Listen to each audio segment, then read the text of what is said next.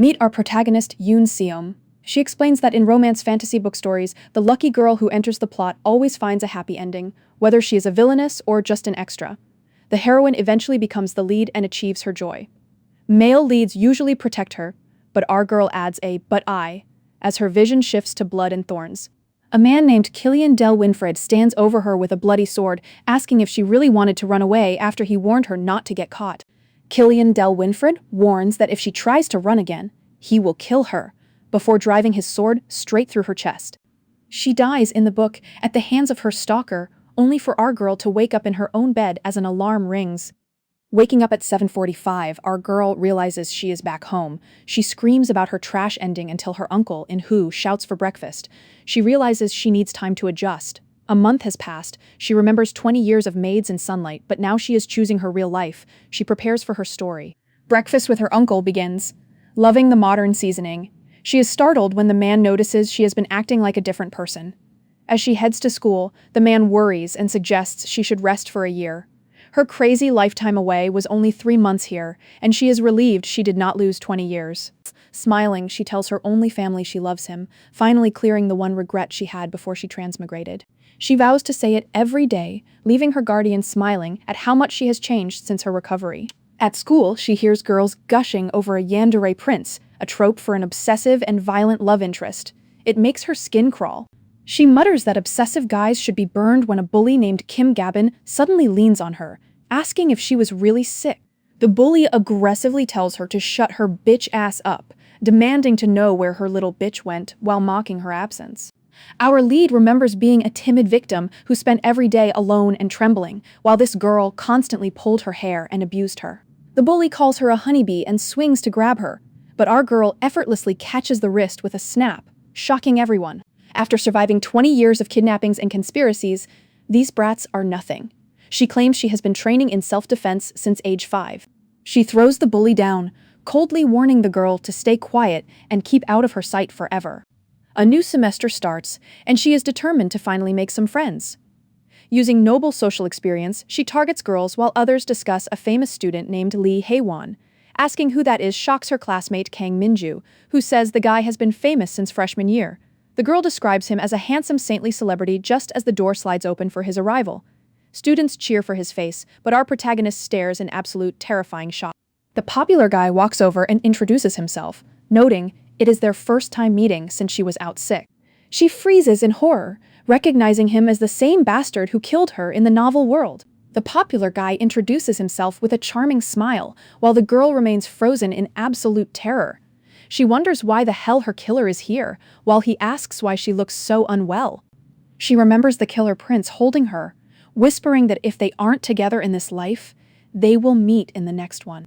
Back in class, he reaches out to her, and she screams for him to leave her alone before grabbing his arm. Reacting on survival instinct, she pulls off a massive shoulder throw, sending the school celebrity flying through the air. She performs a powerful shoulder throw, sending him flying while the room falls silent. He lands on his back, leaving her standing over him in total horror at herself. He just smiles and calls her strong, while she stares in blank, overwhelmed shock. Later in the cafeteria, she thinks she is screwed, until a classmate asks to sit with her. She is surprised they want to eat with her, but the girl says the guy isn't holding a grudge. Our protagonist lies that her strength is a family tradition, and her new friends are totally impressed. She is enjoying the chat until a memory of the prince resurfaces, telling him not to come closer. In the memory, she is trembling with a knife, warning him that she will stab him if he takes another step. The man taunts her, asking how she expects to stab him while shaking, before he looms over her. He offers to help and forces the blade into his own chest, claiming he would even take out his heart for her. The prince smears blood on her face while laughing at her fear, causing our girl to finally bolt upright in bed, gasping. She sighs about the shitty nightmare, lamenting that her trauma from the book world finally found her in her sleep. She wonders if the popular student is actually her killer, since her body screamed for her to run. She fears he escaped the book just like she did, but then realizes she forgot her wallet. Terrified she will be late. She tries to apologize and get off the bus, but the handsome student taps his card for her and smiles. Yoon Seom is stuck on the same bus as Lee Hae-won, which is incredibly awkward after her morning dream. She's about to get off when he reaches over to tap for her, telling the driver he'll cover it. Stunned, she shouts, "Huh," while he just smiles and says hello. Our girl manages to thank him for tapping her card, but the boy just brushes it off and asks to confirm her name. His innocent face is actually terrifying, and she internally screams that she'll never get close to him or let their clothes touch until graduation.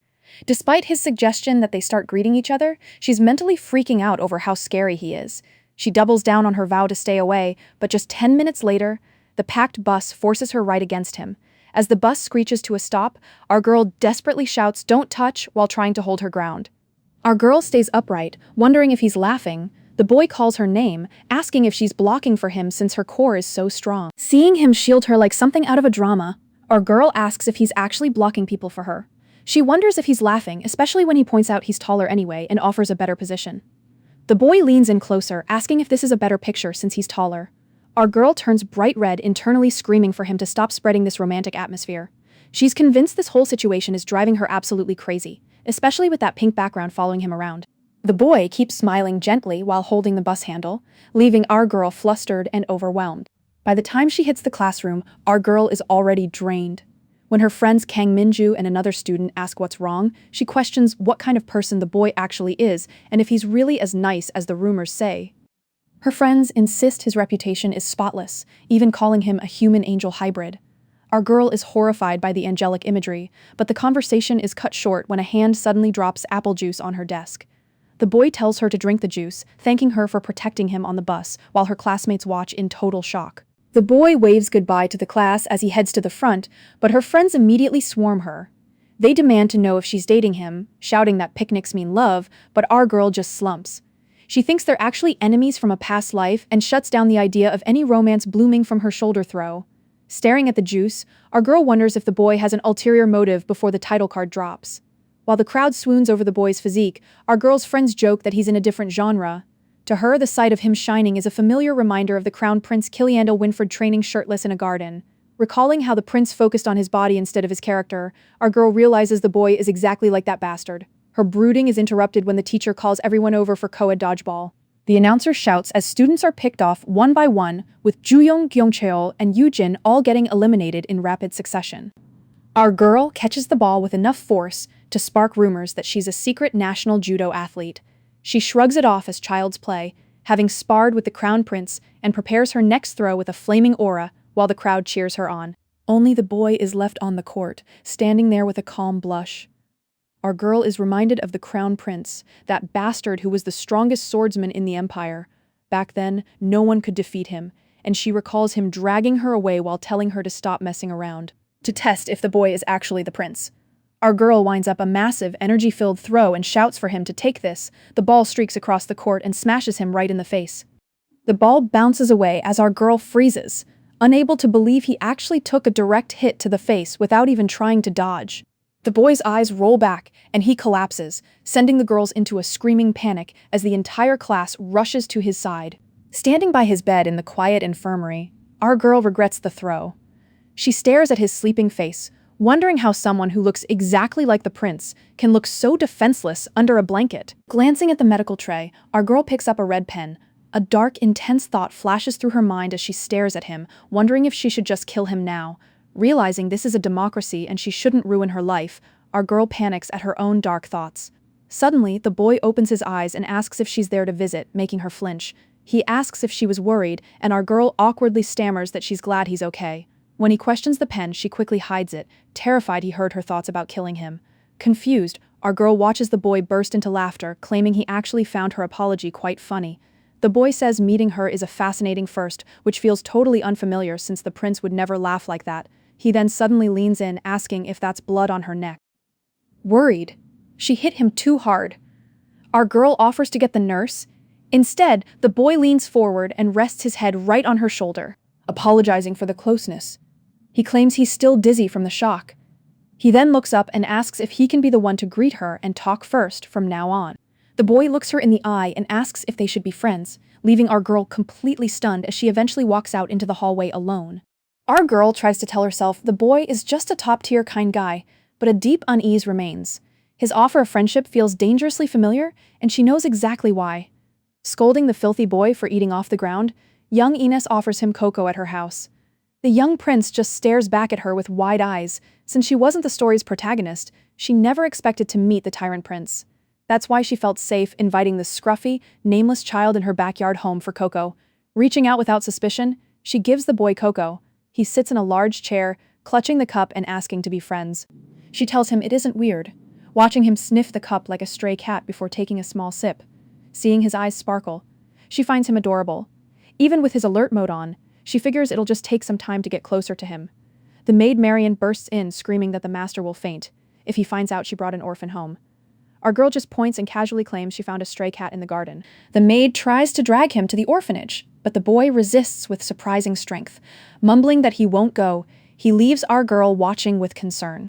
Ignoring the maid's annoyance, our girl tells her she'll speak to her father because she wants to be friends with the kid, much to the boy's surprise. Looking back, our girl realizes how naive she was to think that cat she brought home wasn't actually a tiger cub with a heart of black tar. She resolves that she won't let him get away with it in this life. She resolved to uncover exactly what kind of person the boy actually is as the story moves forward a full month. A month later, our girl heads to school, recalling how the boy volunteered for every teacher's errand during her month of observation. Her journal notes how proactive and kind he is, feeding stray cats and being jarringly different from the prince. His social skills are perfect, as if he's deliberately proving he isn't that vicious prince from her past. The boy's cheerfulness feels creepily off compared to the prince, and he suddenly startles her from behind. Laughing, he apologizes before pointing out she forgot her necktie for the dress code inspection. He points out she's in trouble with the dean making rounds. Our girl still isn't used to his cheerfulness, especially when he offers his own tie, knowing the teachers will just let him off. He offers his own tie, joking that as the teacher's favorite, he'll be forgiven even if he gets caught. It's an infuriating point our girl just can't argue with. Stretching her limbs, she tells the boy she'll be fine without a tie, declaring she can get in anywhere. She suddenly sprints toward the school wall. She vaults the fence with ease, leaving him to compare her cool agility to a ninja's while she smirks down at him. The boy looks up and asks if he should come up too, but he immediately struggles to find a grip on the bricks. Surprised, our girl just asks what, as she watches him grab the fence to try and pull himself up. His foot slips on the brickwork and he lands on the pavement with a heavy thud. Sitting on the ground, the boy admits this is embarrassing and definitely not as easy as it looks. The sight of the top student failing so badly makes her burst into a hearty laugh, and she asks what exactly he thinks he's doing. Our girl apologizes while laughing, thinking her life is complete now that she's seeing someone with Killian's face doing physical comedy. As the boy asks if she's laughing too openly, she realizes she can actually look down at him like this in reality. She asks if he knew, but a narration box clarifies her true feeling. She's always had to look up to him. A flashback shows the tall nobleman, Killian, looking down at our protagonist, Ines, as she sat on the floor. Our girl admits it feels good looking down on him, and the boy is so confused he offers to bend his knees whenever they stand together, while she calls him by name. She secretly resolves that if this is all a perfect act, he better not betray her. She smiles from the fence while he watches from below. The visual mirrors her past life in the palace. She's stressed because she spent 20 years in another world and can't remember any of the school curriculum, and midterms are coming fast. The teacher warns everyone to focus for the midterms, but our protagonist is in despair over her scores. She's only confident in physical stuff, and having missed 20 years of school, she realizes a major crisis has arrived. A classmate teases her over the tiny and precious score, so she groans about just majoring in physical education. He tells her not to give up yet and mentions that everyone is forming weekend study groups. When our girl asks about the study groups, her friend suggests she join the top student. She's confused why he'd bring up the boy suddenly, but the classmate reminds her. He's number 1 in the class and doesn't even use cram schools. She shouts in shock as her friends start shipping them, teasing that they should just start dating. They point out that the boy even bought her a drink, which makes him the perfect study partner. Ignoring the dating teases and the boy's constant bright smile, she focuses on how to fix her grades. She glances at the top student, wondering why he keeps smiling for no reason. Looking at him, she thinks it's awful how he's always grinning. She remembers their morning encounter at the wall when he was sitting on the ground and she was looking down. She decides to stop thinking about him and ignore the boy for now. Her focus has to be on this real-life academic crisis. While doing cleaning duty, our girl hums, finally feeling like a normal high school student. Standing by a window, she reflects on her peaceful life with no conspiracies or male leads. She doesn't even care about the grades until the smell of cigarette smoke suddenly stops her short. She grumbles about kids smoking when they're still wet behind the ears, but then she spots her classmate with a group of bullies. She's shocked, wondering if he actually got caught by them. The lead bully, Chanseok, says, "Wow," while talking to the boy, Our girl observes the boy's dark expression from the window, and a bloody memory of Killian flashes over him, confirming that's the man she remembers. A narration box notes that whenever Killian made that face, something bad happened. Our girl grips the windowsill in a panic, wondering if he's finally about to show his true colors. She peeks around the wall, thinking the bullies are dead meat if he's really Killian. The bully holds a large banknote, mocking the boy and asking if that's seriously all he has. The thugs surround him, mocking their friend, while one inspects his expensive, limited edition sneakers. The bully threatens to trash them like he did last time, and our girl watches, terrified the boy might awaken.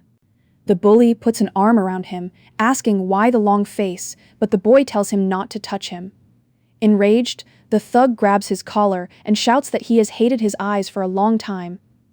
The bully sneers that he's always looking at people like bugs. Our girl watches, certain he's about to get punched, and wonders if she should help as her hand grips the wall. Flashes of the boy's kindness and the time he gave her an umbrella make our girl wonder if he's just a normal student. The bully asks how he dares to stay silent, and raises a fist to strike. Our girl jumps out and shouts for them to wait, immediately regretting her impulsiveness when she sees how many there are. She tries to talk her way out with an awkward smile, greeting her fellow students. She grabs the boy's arm, lying that they have cleaning duty together. She leads him away while laughing awkwardly, praying the bullies will just let them go as the leader watches annoyed. A voice calls her to stop, and our girl turns to see Kim Gabin with her crew. The bully says she's been planning to hunt her down anyway, then asks the boys if they're really just letting her leave. The bully girl orders her crew to grab her. When the lead bully steps forward and says she can't just take their friend, our protagonist immediately seizes his wrist. With a professional shoulder throw, she flips him through the air and onto the ground. As he groans, another bully is stunned by her strength, and she asks with a bright smile if they can go now. The bully girl screams for them to grab her properly, since she's just a girl. Realizing she has no choice, our girl grabs the boy's hand and shouts for him to run. They sprint away together, leaving the thugs behind. Panting, she apologizes for the sudden sprint, admitting she can't fight that many people barehanded. She stops when she notices the boy's hand is shaking violently. She apologizes for grabbing his hand without permission, but the boy looks down somberly. He pauses, then asks if she can hold his hand just one more time. Our girl asks what he means before realizing he's actually trembling. She looks at his pale face and sees he's truly affected by what happened, shocked that he was actually scared. She thinks he looks spiteful, but she can't ignore someone in distress. She gently takes his hand and asks if it's okay. He thanks her, saying he's finally calming down, and then asks if she has a moment to listen. They sit side by side on a bench under a pergola. She wonders why he's still holding her hand and notices he's still trembling, questioning if his character is just a sickly handsome guy.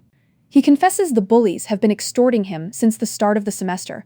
He naively thought they were friends, but they'd curse and raise their hands whenever they didn't get their way. He asks her to keep this a secret. Our girl agrees, remembering her own childhood when she endured bullying alone to keep her uncle from being heartbroken. She realizes you really can't judge by appearances. Looking at him on the bench, she asks if he wants her help. She tells him that with his physique and a few techniques, nobody could mess with him. She wanted to avoid getting involved, but she can't just pretend she doesn't know. He smiles and says it's a relief to know she'll help him. Our girl blushes at the genuine gratitude. A dark thought surfaces. She still can't abandon pitiful things. As she holds his hand, her phone buzzes with a message from him asking to save his number. In their chat, she tells him to contact her if anything happens. Later, the bully girl corners him, complaining he's being weird, but he reminds her she's the one who accepted the deal. He insults the girl by calling her the wrong name. He claims he tried to be friends, but they crossed the line by taking his expensive watch and never giving it back. He remembers our girl calling the bullies beggars and tries to walk away. The bully clenches her teeth, asking if he's close with our protagonist, which makes him stop dead. The girl laughs, calling our protagonist a loser who used to beg for mercy. The boy shouts for her to stop and walks back toward her with a cold, terrifying expression. He grips her shoulder and whispers for her to watch her mouth. He leaves the bully frozen in fear and walks away into the sunset.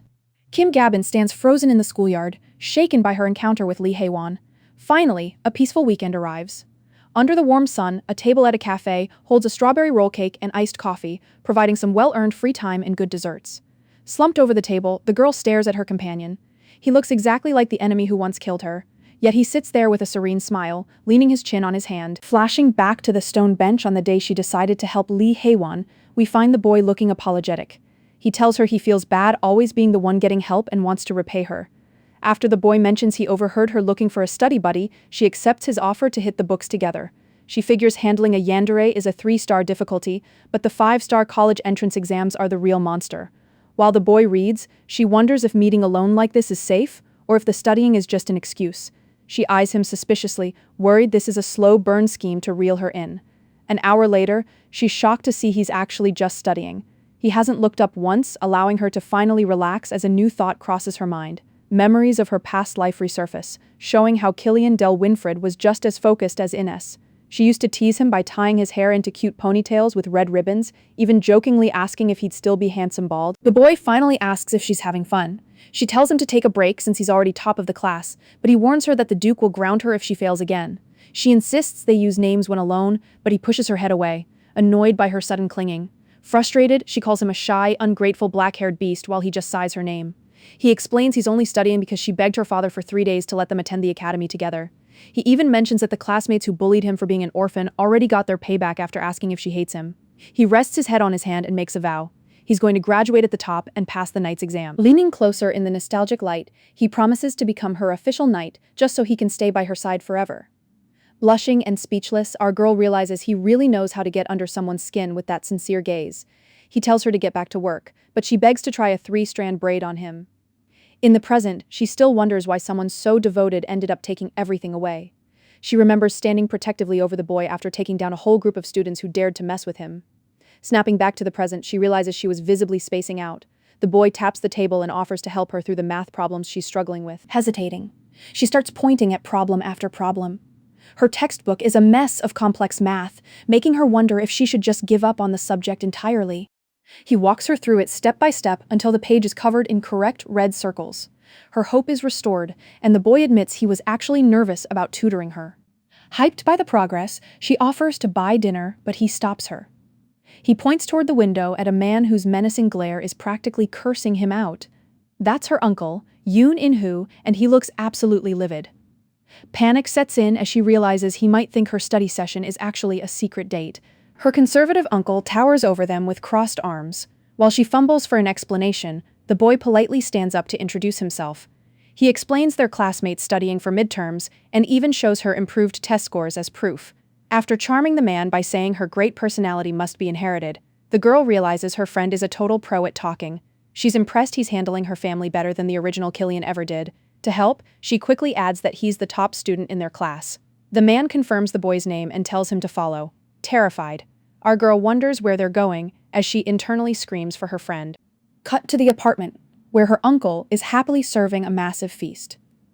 The two are getting along perfectly, leaving her sitting there wondering what just happened. Surrounded by question marks, she can't believe how fast her protective uncle was won over. As they clean up, she asks why he likes this guy so much when he normally hates her male friends. Her uncle likes that he isn't scared, is polite, and is smart. But mostly he admits the boy is handsome, comparing him to Chax from the pop group XX Boys, patting her head. The man gives his blessing for her to date if she wants. He just wants her to stay healthy and not get hurt again. She gives him a hug before heading back to her friend. She tries one last time to insist it wasn't a date, but her uncle just laughs it off. A bit later, the two sit awkwardly on her bed. She worries he feels pressured to stay, but when she mentions the fruit her uncle is peeling, he just reaches for a stack of books. He grabs an orange photo album and asks to see. She lets him, assuming her uncle left it out, but it's full of cute pictures of her as a toddler with pink pigtails. The boy thinks she's adorable, pointing at photos from when she was 7 and her elementary graduation. He's totally invested, even laughing as he flips the page to find more. She laughs about a time she doodled on her uncle's face, but then she notices just how closely he's studying her past. She mentions how it was always just her and her uncle, but his silence makes her sweat. She worries she made things awkward until he finally speaks up. He admits he hasn't lived with his mother in 10 years and can barely remember her. Blushing, he apologizes for the random confession and tells her not to feel pressured. When she says his past sounds hard, he agrees. It finally clicks for our girl that in this world, he's just himself, not the knight from her memories. Touching his shoulder, she realizes he has his own past here. She needs to stop seeing him as a fictional villain and herself as a tragic heroine. She gives him a head pat and a compliment until her uncle's shout for fruit interrupts the moment. After she runs out, he stays behind and touches his hair, completely stunned by the affection. In a steamy bathroom, a muscular man dries his hair after a shower. The shirtless guy, Yoon Seom, sits in a dark room and picks up a white card. It's a Polaroid of Seom laughing, and he stares at it with a sharp, knowing smile. The next morning, she walks to school smiling as she checks her phone. He sends her a cute kitten photo before warning her about the teacher at the gate. Panicked, she realizes she forgot her necktie again as a confused tiger sticker pops up on her screen. Gripping the fence, she uses her past life martial arts to vault the wall, apologizing to her old master for using his training to sneak into school. She hears a strange sound and looks down to find a couple in a secluded corner, kissing passionately. Perched on the wall, she's stunned to see students actually doing this right at school. The guy pulls back and locks eyes with her. He just winks and puts a finger to his lips to keep her quiet. Back in class, she sits at her desk, still shell-shocked by what she saw behind that wall. Seom wonders if she transmigrated to a world with guys who'll kiss for 0,001. A warning box mocks her adult's exaggerated imagination as the door slides open with a duruk sound. The class murmurs about who would transfer in at such a weird time. The teacher introduces Cheon Seon, who greets everyone with a bright smile. Girls swoon over the insanely handsome main visual student, but our girl panics. After the teacher ends introductions, the boy asks if he can sit over there. Explaining that he'd block everyone's view, the teacher has the tall boy switch seats with Hyunsik. Seom watches in horror as he walks over with a Seong-kyum sound. Drained. Seom keeps her head down and prays he doesn't remember her face. The boy leans in anyway and casually says, "Hey." He calls her peeping girl with a smirk, leaving her totally drained during the school break. Girls swarm his desk asking if he's over 5'9", but he just smirks that he is still growing while acting exhausted by the attention. The girls flutter around, asking if the 6'2" boy is a model. Seom realizes he is the wastrel, a count's youngest son with flashy blonde hair and smiling eyes who never turns a girl away. Determined to keep her life peaceful, Seom is startled when the boy pokes her with a talk and asks if she is curious about anything. Our girl shouts nope as she nearly jumps out of her skin. The boy just smiles and asks if she is curious about why he was with a girl at that hour. The boy grabs her wrist and leans in dangerously close, asking why her face feels so familiar. He insists he's seen her before, but she shouts, it's their first meeting. Suddenly, a cup shatters, leaving white ceramic shards by his sneakers. The teacher asks if he scared them, but the boy smiles and claims his hand slipped. Seeing his bleeding hand, Seom panics and asks why he would pick that up. The heartthrob Haewon glares coldly, while the transfer student rests his head on his hand. Thinking BBI Kuka as he senses a glare. The transfer student watches as Seom brings a broom and tells Haewon to sweep it up. While staff and hairnets serve lunch, Seom tells her friends she's so excited for kimchi stew that she's eating 2 bowls today. The boy asks to join lunch, making Seom's face turn red. She screams for him to back off, nearly throwing him over her shoulder. The boy fakes crying about having no friends yet. A skeptical Seom watches as her friends welcome Sion and invite him to sit. The group asks if the boy is a signed model, appearing more serious than Seom has seen in any of her lifetimes. The boy shows off modeling pictures as students scream that he looks cute and beg to see more. The quiet heartthrob Haewon appears beside the table and calmly asks if he can sit next to our girl. The transfer student watches with a sharp, suspicious gaze as Haewon joins them, sending the entire cafeteria into a whispering frenzy. Stuck between the school's 2 hottest guys, Seom wonders how things ended up like this. She just ignores them and starts eating with a chomp. Haewon offers his eggplant to the girl he calls Sum, along with a yogurt cup since he's lactose intolerant. She happily accepts while her friends watch. The transfer student leans in and claims he likes eggplant too. Before she can react, he suddenly reaches out and steals a piece from her tray. While the transfer student chews happily, Haewon snaps his chopsticks in half. He looks ready to commit a murder. Haewon tells the transfer student to stop bothering Sum, but the boy just smirks that there's no harm in playing around. The boy bluntly asks if the pair is dating, making Seom cough in shock. Her friends snicker as she tells them to quit encouraging him. As Seom tells the transfer student to stop saying weird stuff, Haewon looks down and grits his teeth in anger. The boy leaves digestive medicine on Seom's desk before friends shout that they can't start without him. Thinking, my A, say OM, finds herself kneeling on the floor in punishment beside the transfer student. 30 minutes ago, girls in the hall were planning post-midterm tteokbokki and karaoke. Minju spots the transfer student getting caught by a teacher with a stick for his dress code and piercings. Seom tries to avoid getting involved by claiming she's hungry again, but the boy catches her and offers to treat her. Grabbing her collar, the boy snickers and calls the teacher over to report another lost soul with a bear uniform. The boy asks if his seatmate is mad, admitting he just didn't want to be punished alone. Calling her fit while she thinks he has to be kidding, he asks to lean on her. Seom thinks about how she'd have broken his arm if they were in a novel. The boy watches her, wondering if he's getting the silent treatment. The boy asks why she isn't spreading rumors about him making out on day one. She replies that being nosy about private lives is weird. The boy laughs at her strange answer until the teacher barks at them to keep their hands up. They both quickly respond with a yes, sir. The teacher calls them cheeky until Haewon enters with a polite good afternoon. The two students look up from their punishment as the heartthrob approaches. The teacher scolds them for borrowing ties, but lets the well-behaved Haewon go while others remain kneeling. The boy asks if he can go back to class with Seom. The hopeful transfer student looks up and asks the teacher if he can return to class with our girl. As the pair walks away together, the transfer student watches in disbelief, realizing that lie actually worked. He tries to crouch and sneak out too. Calling sir makes the teacher flinch and turn. As the pair is waved off, the teacher spots the boy sneaking out and barks, "Where do you think you're going?" Realizing he was played on purpose, the boy glares as Haewon smirks and closes the resuming his punishment. The boy flashes a knowing smirk and thinks he finally sees how it is. Haewon leans on the roof railing while a classmate laughs at the transfer student for his master gaming tier, asking if he only eats and games. As his classmates laugh, Haewon stands alone on the balcony. He thinks about how he wanted things to be different this time, flashing back to a crying Ines. A flower pot shatters near the boy, making students wonder why it fell. He just sighs with a cold look, wondering what's next. Midterms are over, and Seom screams that she is screwed. Her grades were never great back in the novel's academy days, as her practical skills carried her. Our protagonist Yoon Seom is glad the math help from Lee Haewon worked out, but she still wishes she'd switched to the physical training track. She asks if he wants to tteokbokki after school, but the boy just says sorry and turns her down. She figures it can't be helped. Even if she's stunned, he said no. He promises to text her later, but his expression looks off as he leaves, and she watches him go with a worried wave. Realizing she's actually disappointed by the rejection, she stops in her tracks. Suddenly, Kion Seon appears, asking what they should do about her bad mood. She refuses to hang out with the flirt, sticking her tongue out as she heads to the arcade with Young Da Rang and Minju instead.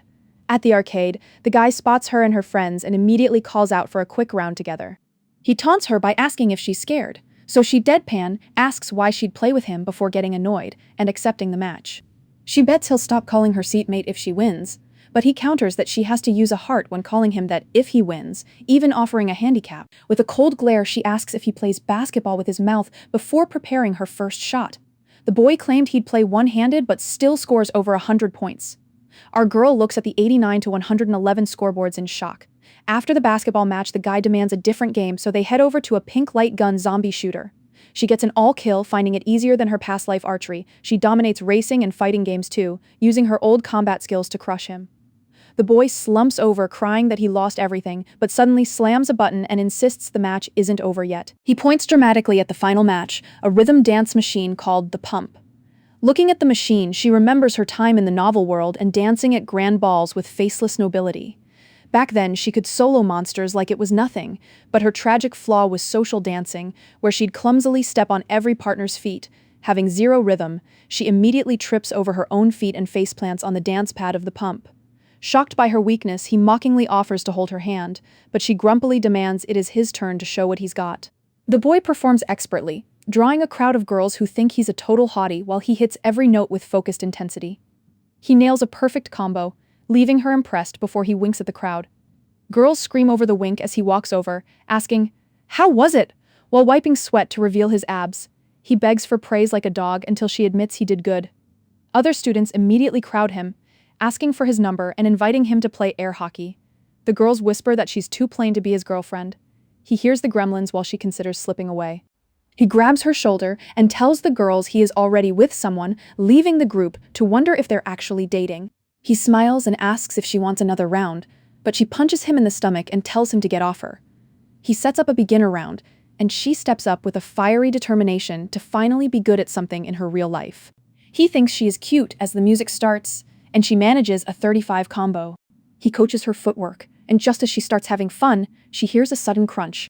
The boy yelps in pain, and she worriedly apologizes, asking if he is okay, since she definitely stepped on his foot hard. He bursts out laughing at her reaction, asking if her foot is okay before jokingly asking her to blow on his injury. Admitting defeat, he offers to let her call him boss, before suggesting they find their friends to hang out together. He wonders why she didn't take his hand, while she thinks as if, and realizes she's actually having fun after a lifetime of misery. The former child model takes the stage, but his rendition of A Beautiful Butterfly is tone-deaf. He finishes and insists it is her turn. She blushes through her uncle's favorite song, and even the boy admits she has a much better voice than him. She is too happy to notice the other boy's misery. At 7:46 p.m., his phone buzzes with a call while he sits bruised in the dark. He grips his phone with bruised hands, slumped against a wall with a hollow expression and a split lip. At a mansion at sunset, a man with a facial scar mocks the pale boy for his messy academic rankings of 131 and 362 overall. The man strides forward and stops a golf club head directly against the boy's cheek. He growls for the kid not to look at him like that. Closing his eyes, the boy apologizes before offering a chilling smile. The man slaps him, calling him an unlucky bastard. Touching his bruised cheek, the boy calmly asks what he should do instead. He asks if he should just pluck his eyes out. Enraged, the man grips his club and asks if they should give it a try. Slumped over a bathroom sink, the boy touches his bloody lip and realizes the bruises do not show as much as he thought. He thinks he got lucky this life before pulling off his shirt to reveal a back covered in deep purple bruises. Standing under the hot shower, he thinks this physical beating is nothing compared to how difficult the girl is for him. He dries off and sits on his bed, tapping away at his phone with a focused expression. At 9:42 p.m., he sends a text to get things ready. The next morning at school, his seat sits conspicuously empty. She wonders why he's late or why he called last night. Her friend Da Rang notices a small animal keychain on her red backpack. She tried to win a snow leopard that looked like him as a gift, but she pulled out a weird squirrel and wondered what the hell happened. The guy mocks the weird squirrel before grabbing it for himself, promising to give her his own keychain in exchange. Cheon Seon mocks Yoon Seom's weird taste by asking, "You want that? You've got a weird taste." Our girl thinks the alien squirrel plushie reminds her of someone, and despite the boy's teasing, he attaches it to her bag so she'll think of him. She decides that if you ignore how slimy he is, he's actually a pretty good guy. Inside Lee Haewon's bathroom, the boy stares at his battered reflection. His face is a mess of blood and bruises from the golf club beating, but he darkly wonders if Seom liked their time together too. Seon sneaks up to brag, "I put yours on too!" When our girl asks why are you carrying that stupid thing around, he just says it's because she got it for him. Their friends suggest board games, wondering if they should invite the missing guy this time. The teacher says the boy has a cold, but our girl is troubled by his empty desk. She regrets missing yesterday and thinks, "Why does this bother me so much?" Especially since she can't even reach him now. The boy finally replies, "I'm better now." Our girl asks, "Are you okay?" and says, "Sorry, I couldn't answer the call yesterday." But after she mentions hanging out with their friends, Dajeong and Minju, the chat goes stone silent. 5 minutes later, she sees she's been left on read. Panicking, she asks herself, "Did I say something wrong?" Before trying to convince herself he just fell asleep after taking medicine. Walking home at sunset, the protagonist spots a hooded figure huddled on her apartment stairs. She stops in her tracks and realizes it's the missing boy. Rushing to the stairs, she asks, "Don't tell me you were waiting," and wonders since when exactly. Horrified by his bruises, she tells him, "You should have called," and worries what would happen if she'd come home late. Distraught, she asks, "What's wrong with your face?" as she sees how heavily bruised and swollen he is. The boy just whispers a vulnerable plea for her to hang out with him too. They head to the escape here escape room since the arcade is full. The boy wears a mask to hide his bruises, but our girl can tell he's still avoiding her questions. He wants to do whatever her other friends did. When she asks, "Doing what?" and tells him he should get his face checked first, the boy just stares and says, "Some." Our girl thinks I couldn't say no with him asking like that. The staff says a room is available, but since the arcade was packed, they're stuck with a horror theme. The locked ward has 5 stars for difficulty and 80% horror. While the boy thinks it looks real, our girl just stammers H horror in panic. The timer hits 0 as they're assigned to a ward from 1968. Our girl looks around, wondering why the boy looks so good restrained in a straitjacket. The mission is to help the patient escape. Our girl asks, "Can I break it?" while fumbling with straps, but the boy says, "I don't think that's a good idea," and suggests finding the key instead. She's too scared to move, paralyzed by the chills. In her past life as Ines, she could handle assassins and noblewomen, but ghosts are a different story. In a flashback, Ines faces a demon. Terrifying monsters were no problem. Our girl thinks you can't beat him to death. As she fumbles through a cart asking, "Where are you, Key?" she reaches into a basin and hears a squelch. She screams, "K-Y-A-A," and falls as the boy immediately rushes to her side. It's just a prop. But she points out, "The H, there was something squishy." While the boy tries to comfort her, she asks, "But how did you get free?" The boy claims he yanked it and it just slipped off, though she remembers it feeling much more solid. The boy asks, "Want me to hold your hand with a smile?" Our girl is taken aback and tries to save her pride by declining. She screams, "Wah!" and clings to him, certain something moved. She grips his shirt tightly and asks, "Why'd you stop?" when he pauses. He suggests checking a cart for clues like the hint from the bookshelf. She just replies, yeah, sure, way too busy clinging to him to care." As she wonders when this will end, a horrific head drops from the ceiling, leaving her gaping in terror. She screams KYAA as the boy reacts to her sudden panic. A flashback shows the surprised face of a young Killian. She shouts, "I'm so sorry," after landing on him, then clings again when a rustle scares her. The boy strokes her hair and offers to hide her if she's scared, looking intensely serious, leans in. He whispers that he's scared too. She feels his loud heartbeat and wonders if he's really afraid, saying, "Sorry, I didn't realize you were scared too." Still on the bed. She asks, "How long are we gonna stay like this?" He responds, "Until I calm down," with an intense, calm gaze. Outside the ward, they look at their photo holding a 7,832 sign. She says the photos turned out great, and the boy asks if she had fun. She says it's been a while, though her heart is exploding. Seeing him unfazed, she wonders if she's the only one self-conscious about being that close. She sighs, thinking she can't really read him. He closes the distance and then goes right back to looking normal, stopping. She tells him wait here for just a second and bolts. He stands there confused, asking where she's going. At a park playground, she uses a swab on his face. He winces, "Ow!" So she asks, "Did that hurt?" He admits it did, just a little. The boy grabs her wrist to steady her hand and tells her to be gentle. She stammers, thinking about how he crosses the line out of nowhere. She thinks he's hiding things that really matter and tells him, "Lift your shirt a bit." He looks caught off guard and reflexively pulls his hoodie down, gasping, "Oh my God." She sees a massive bruise on his arm. Realizing school bullies wouldn't do this, she thinks, "I had a feeling," and looks at him with deep concern. He asks, "How did you know?" But she just asks how she could not know. She takes out a cooling spray and begins treating his bruised arm. Treating him, she thinks, "If I'd known, I would have been more careful." He says there was no point saying anything since it'd just make people worry for nothing. As they walk, she tells him, "You put up walls without realizing it." She remembers him smiling in class, thinking at first that he just accepts everything. In her memories, he looks cold and distant. She tells him, "You're actually the type hard to get close to," advising him not to handle everything alone. Stopping, she says, "But I'm worried," and explains that hiding pain makes it worse.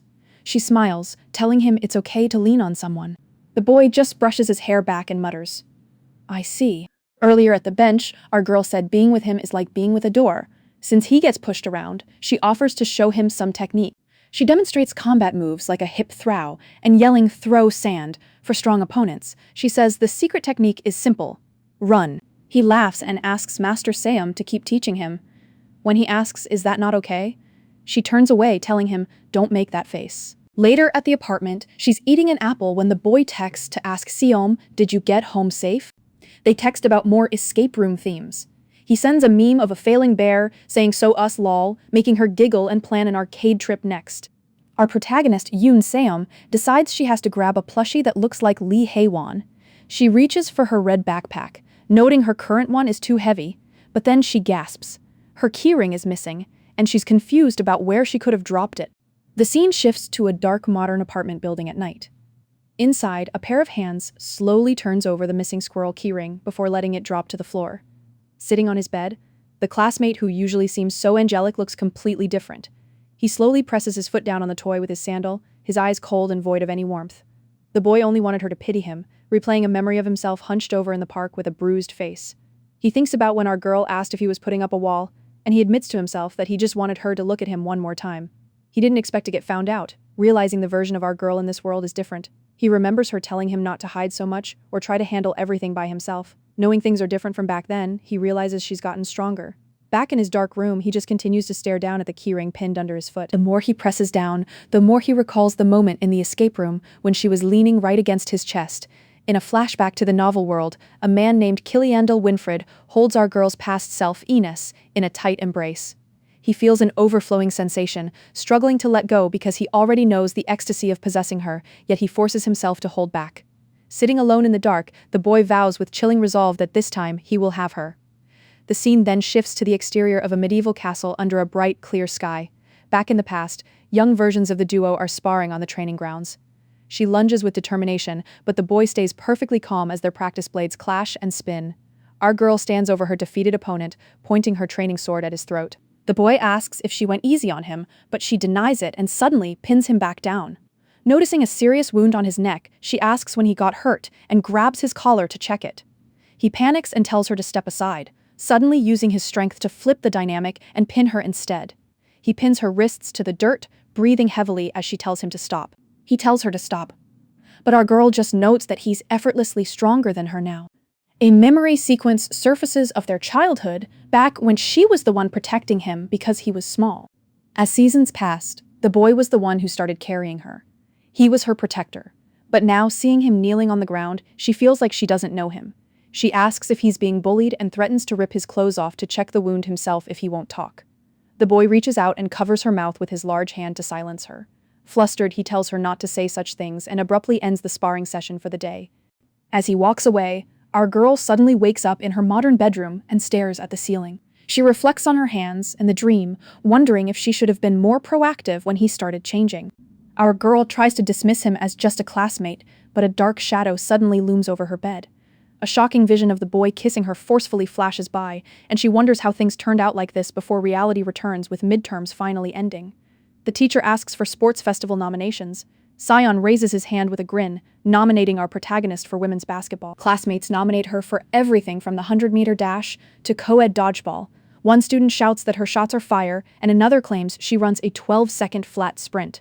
Crushed by a mountain of nominations like dodgeball, basketball, table tennis, and the 100-meter dash, she slumps at her desk, wondering if this is even legal. In the restroom, she realizes she's actually getting hyped for the festival until the bully, Kim Gabin, appears behind her.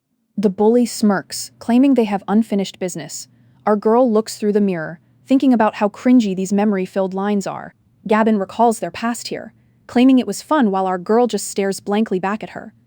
Gabin asks what's between her and Haewon, scoffing that a loser with no family status isn't on his level. Our girl just wonders why the bully suddenly cares about a guy she used to target. The bully lands a slap, smiling because she's convinced our girl is terrified of her again. Our protagonist considers ending her right there, remembering her warrior past, but decides physical payback is just too easy. Smirking, she asks the popular girl what she thinks her level actually is in the real world. She asks the bully if she thinks she's a high tier, making the other girls nervous. Our girl warns that real life isn't a book, and her hierarchy will end once they face the regulations of adulthood. She calls her bottom-tier trash and brings up the bully's YouTube channel with a mocking laugh. Our girl warns her that bullying scandals destroy social media careers, grabbing her jacket before walking out and leaving her trembling. Gabin explodes in a rage as a mysterious hand catches a basketball that's burning with energy. During practice, our girl slams a volleyball into the floor with enough force to crack it. She tells her team to use their core, determined to wreck Gabin's class in their first match, legally, of course. Sion runs over and surprises her, announcing that he's her partner for the three-legged race. He admits he asked Minju to swap partners because he wanted to be with her, then he cups her face and asks what happened. The boy notices her swollen cheek and insists on getting ointment. Our girl pulls away to get storage equipment, surprised he even noticed the mark. She thanks him for worrying and jogs off toward the storage building, leaving the boy speechless. Our girl enters the storage room and is surprised to find her classmate already standing among the shelves. The guy says the teacher sent him, but as she walks in, the door slams shut. A physical lock slides into place from the outside, trapping them both. They're stuck without their phones, and with classes over, nobody is coming. The boy asks if she has any guesses on who locked them in. Picturing a fuming Kim Gabin, our girl sighs and apologizes for dragging the boy into this mess for no reason. Our girl Yoon Seom thinks about tearing off the window or breaking down the door to escape, even picturing chibi versions of herself doing it. She stops herself, realizing that won't do because she literally just decided to be a civilized human being. Accepting that there is no helping it, she finds a blue gym mat to sit on. She's just glad she won't be curled up on the floor and pats the spot next to her for the boy. When he asks if she is scared, she starts tearing up and admits she's only upset about skipping dinner. She calls this lucky and pulls a handful of candy and chocolate from her pockets. She packed a ton earlier because she was worried her blood sugar would drop during practice. The girl offers some, and our guy points to a specific snack. She's amused. He picked the mint choco flavor. He claims it's his favorite, but she makes a disgusted face and tells him to throw it away. Outside, under the starry sky, the storage room window sits dark. Looking at their food dislike lists, she mocks him for having an elementary kid's palate. While she only avoids mint choco, he avoids almost everything and even admits he has no favorite food at all. She loses it. screaming about how he can't have a favorite food when pizza and fried chicken exist. She sighs, wondering what kind of life he leads and jokingly wishing to be in a world of only potatoes and meat. Thinking about what kind of life he's had, the boy admits he's never had favorites since he was little. No favorite movies, games, or brands, which leaves her looking thoughtful. He explains he just lived quietly and did as he was told. A flashback shows him as a kid with a bandaged cheek, standing alone among books while adult shadows loom over him. Our girl looks at his scars and figures his difficult childhood makes sense. Meanwhile, he thinks about how he only ever sees one person and how giving her his all is already overwhelming. While he thinks about how he can't focus on anything else, she leans back and promises they'll go eat the tteokbokki they missed once they escape. She's paying since he's always busy studying. She suggests they do fun stuff together because he's studied enough. The boy looks softened, wondering what to do about her bright smile. He looks at her expectantly and agrees to do tons of things together. She smiles and lies back on the mat. She admits she was on guard at first because he looks like someone she used to know. But now she realizes he's just himself. She still can't help giggling at his funny kid-like palate. She promises to tease him forever, but he suddenly clenches his chest and stares down at her. After falling asleep on the mat, she wakes up to realize he covered her with his jacket. She wonders when he did it. She tries to thank him for the jacket, but hears him gasping. She finds him clutching his chest and screams his name in a total panic. Rushing to him, she sees he's drenched in cold sweat with his eyes half closed. He weakly tells her it's okay and explains this happens sometimes when he's in the dark. He claims he'll be better if he rests, but he's gasping and clutching his chest. She tells him to cut the crap because his clothes are soaked, grabbing his shoulders to steady him. Telling him to wait, she rushes to the shelves to rummage through boxes. She's certain this is hyperventilation based on things she's read before. She remembers knights and nobles from her past life, suffering from similar trauma-induced breathing issues. She knows a plastic bag would help, but she finds absolutely nothing in the dark room and realizes this won't work. She wants to run for help, but can't bring herself to leave the boy in such a vulnerable state. Kneeling by him, she realizes there might be one other way to help. With a look of pure determination, she tells him to give her just a moment. She carefully places her hands near his face to start an intimate act of first aid. The girl hesitates, wondering if this cheesy webtoon cliché is actually the best option. She tries to think of another way, but his weak gasp of her name stops her in her tracks. Startled, she pulls back and tries to explain that the pose was only for first aid, but the boy reaches out a trembling hand, whispering that he feels like he's going to die. He gasps for her to help before suddenly pulling her down and kissing her. She's caught completely off guard, barely stammering before their lips meet. Hearing his voice tremble for the first time, she just can't bring herself to push him away. They stay locked in the moment as blue light filters through the small window.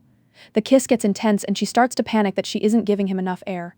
She's pushed back onto the mats as he buries his hands in her hair. He pins her to the mats, leaning his full weight over her as the desperate kiss continues in the dark. They finally break apart, leaving him panting and drained. She immediately regrets being so forceful, worrying she couldn't control the pressure of the moment. He suddenly slumps forward, resting his head on her shoulder. She realizes he's passed out from pure exhaustion after the panic attack and watches him sleep. At a dark karaoke room, a boy named Yoon Seom lounges with a bored look. Muttering that this is annoying and boring, he tells the group to hang out without him before grabbing his backpack to head home. A girl named Kim Gabin grabs his arm, complaining that he never hangs out anymore since transferring here. He just thinks about how he's actually been busy with our girl, Seom. She pouts for attention, but he coldly reminds her they hung out on the first day and even got caught. She snaps that he's shallow and she doesn't even care anymore. Thinking she's typical, he asks if that's how people usually act, leaving her confused. While the girl asks what's going on, he remembers our girl. He recalls how she found gossiping boring and refused to spread rumors since she didn't even know him yet. He finds her behavior weird and considers trying to make her fall for him. He stops himself, though, worried that she'd only end up disappointed in him. She calls him weird as he leaves, screaming to ask if he even knows her name. He just looks back and calmly confirms that he does. Meet Kang Minju, a girl who's taking over the narration because she's serious about the sports festival.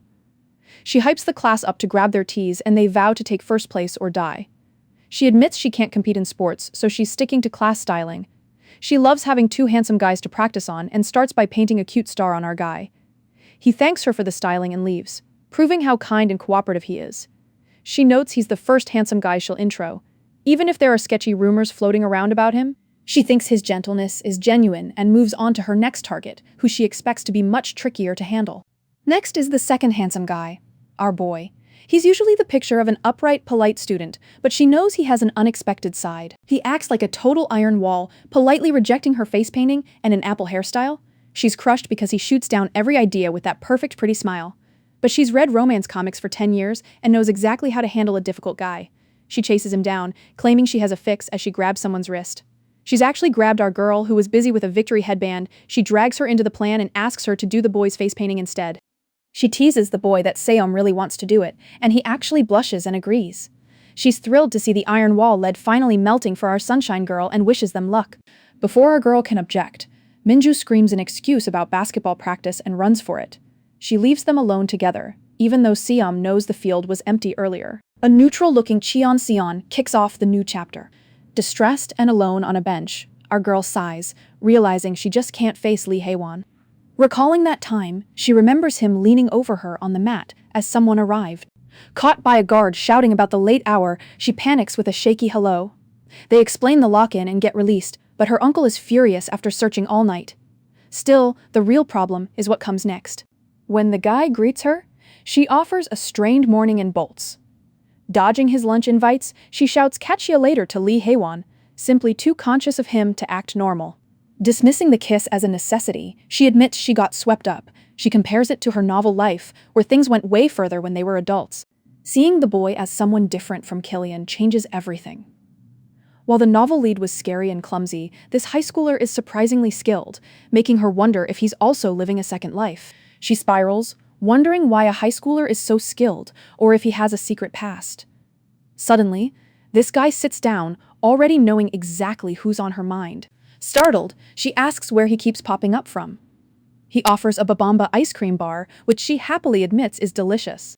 He calls her weird, noting she's been groaning like a puppy that needs to poop all morning. He demands the truth, proving he's sneakily perceptive. Since this guy is an expert in romance, she asks for help after making him promise not to tell a soul. He agrees, privately wondering if she got caught by the dean again. The confession lands. She kissed Lee Hae-won. Her friend freezes mid-drink, listening as she asks how to act normal after such an embarrassing moment. Now he's wondering if he should prod for more.